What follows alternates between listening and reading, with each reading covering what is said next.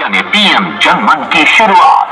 शिक्षा, स्वास्थ्य, सड़क ऐसे अनेक विषयों पर शून्य से काम शुरू करके सफलता के नए शिखर पर पहुंच रहे।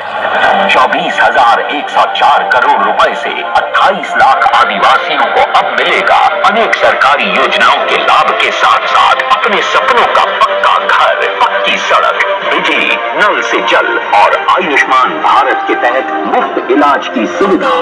সকলোকে অভিবাদন জ্ঞাপন কৰিছো।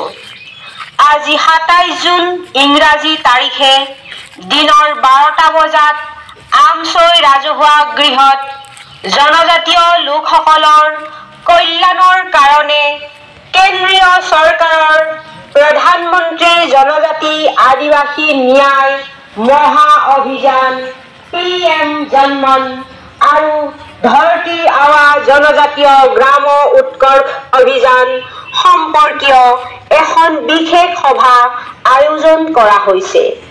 উক্ত সজাগতামূলক সভাত সকলো জনজাতীয় লোককে উপস্থিত থাকিবলৈ বিনম্ৰ অনুৰোধ জনোৱা হ'ল।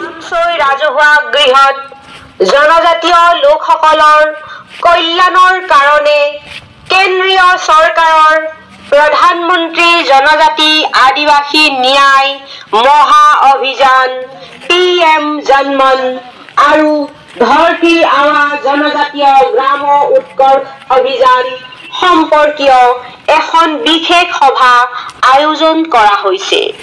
উক্ত সজাগতামূলক সভাত সকলো জনজাতীয় লোককে উপস্থিত থাকিবলৈ বিনম্ৰ অনুৰোধ জনোৱা হ'ল।